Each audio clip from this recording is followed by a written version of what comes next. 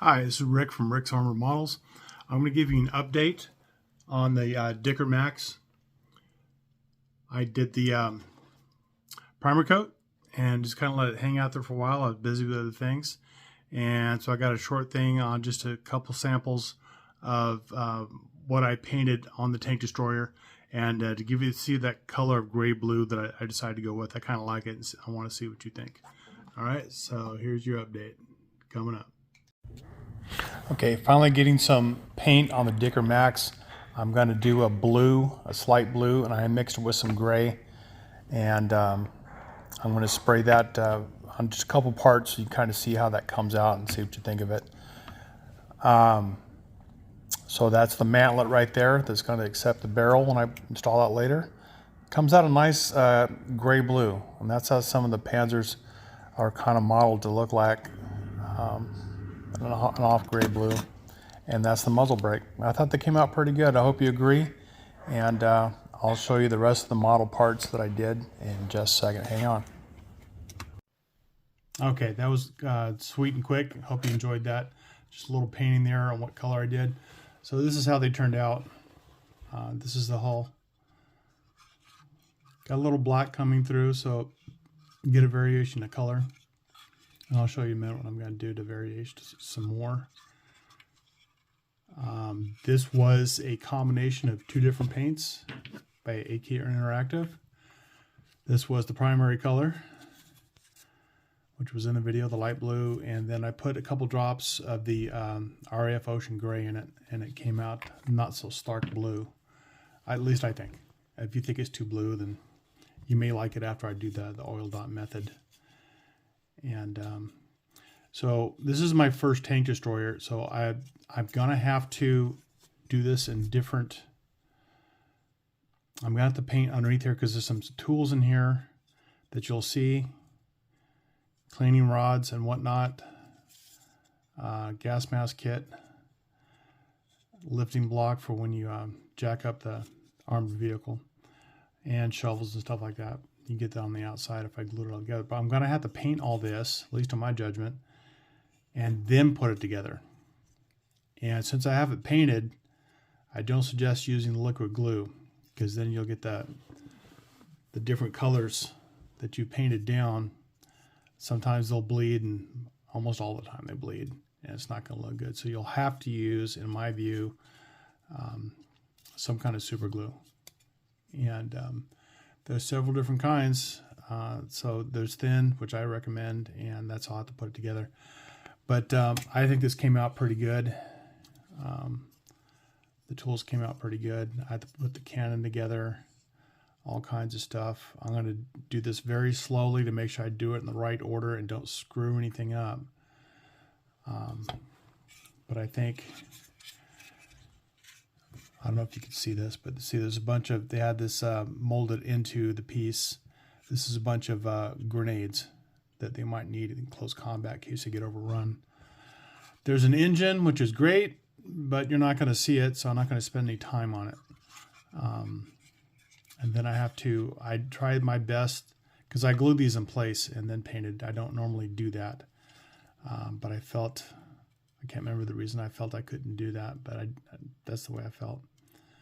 And I went back over later to try to just hit it a little bit, and I got some overspray, so I'll take care of it. It's no big deal. But so that's how it is so far on that. I've got the tracks done. I might have mentioned on another video I bought 2 of these kits, and I did a short film on how the sprocket didn't fit these full model 148 Panzer IV tracks. Actually, these are the Panzer III. So I had to use a Panzer III sprocket and idler wheel and to make it fit. And then somebody had contacted me through my 148 group on Facebook, and they said that basically somebody contacted me on a Facebook group and basically told me that the tracks were more narrow than the standard Panzer III or IV tracks, and that's why the idle wheel did not, the drive wheel, did not fit. So there was no need to do that. So I think on the second model, although I don't prefer using Lincoln length tracks, I got not anything against them. I just have a preference for metal when I can use it.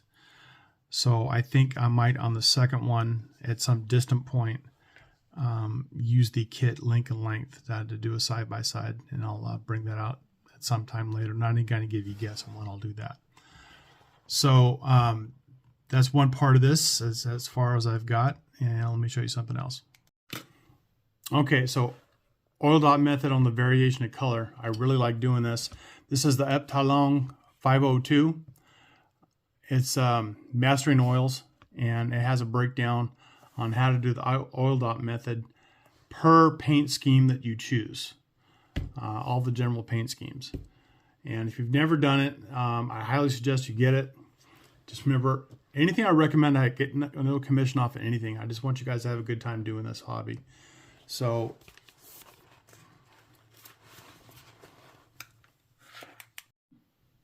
okay, so this, if it all goes well, this is the paint scheme I'm looking at. It's like a blue-gray, and it gives you a breakdown on what colors to use. And then what I do is I put the colors on. It does suggest sections, and I would suggest that as well. So doing, I'm sorry, this isn't focusing.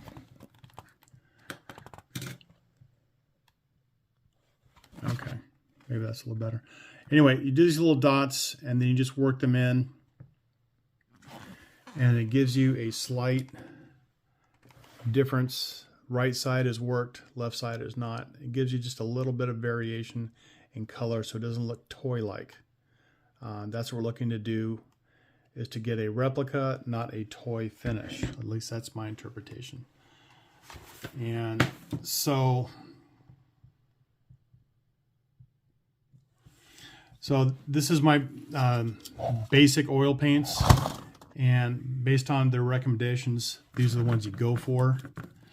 And so I've cleared out, you've noticed, this whole front row. So all the ones I've selected, I'm going to put right here in the front row, so I have easy access to what I want to do, and to do those oil dots, and get that going.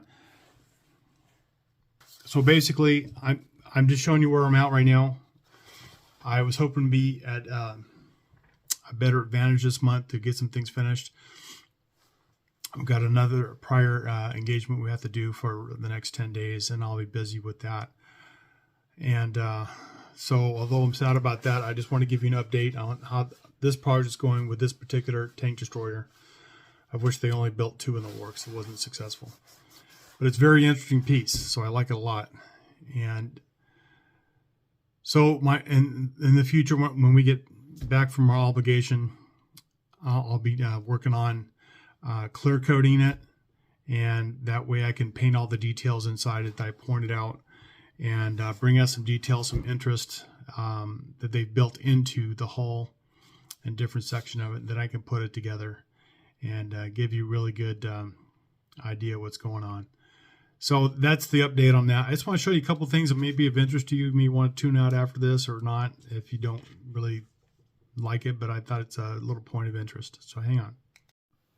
Okay, this is just something I picked up recently, came in the mail that I ordered.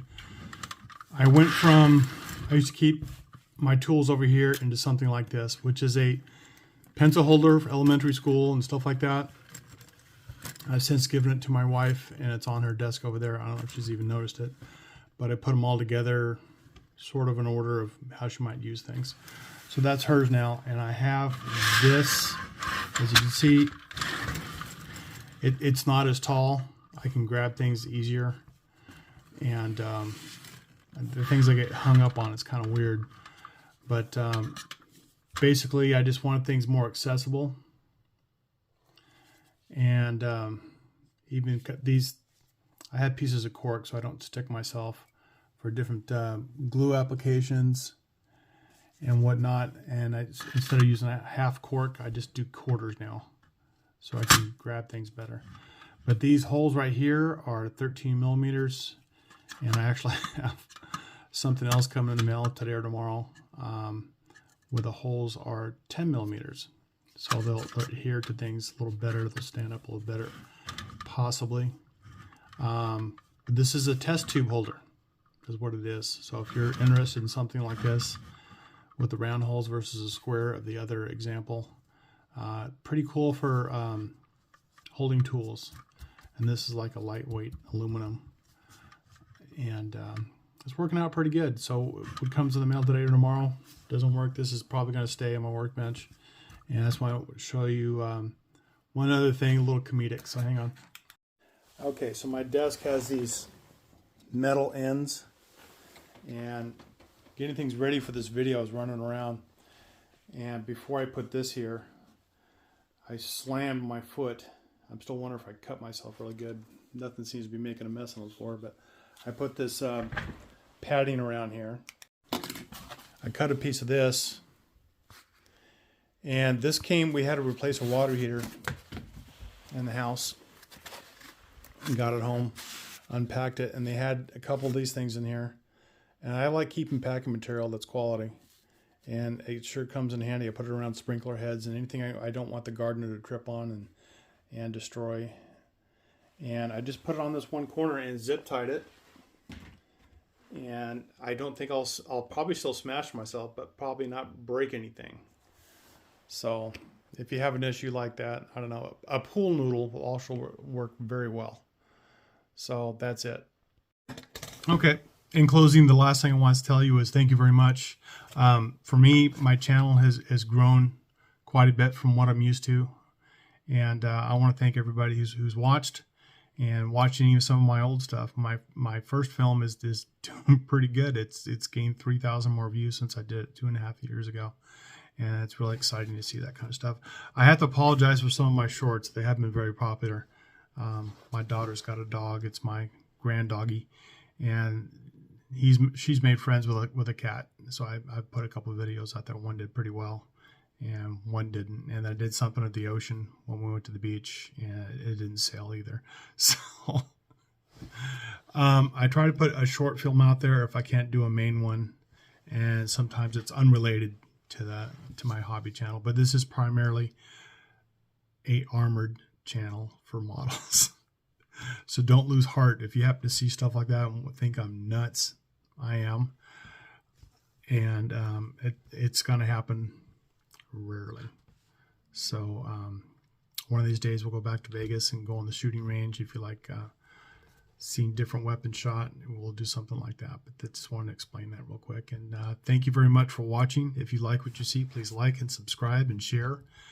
And I'd like to see more people get on here and enjoy whatever I put out there. If you have any suggestions, I'll take that too. Criticisms. It'll hurt my feelings for a second, but I'll learn from it. I've enjoyed all the comments from my last video and prior ones. So thank you very much, and we'll see you in the next one. It's going to be a couple weeks, but we'll see you pretty soon. Thanks. Bye-bye.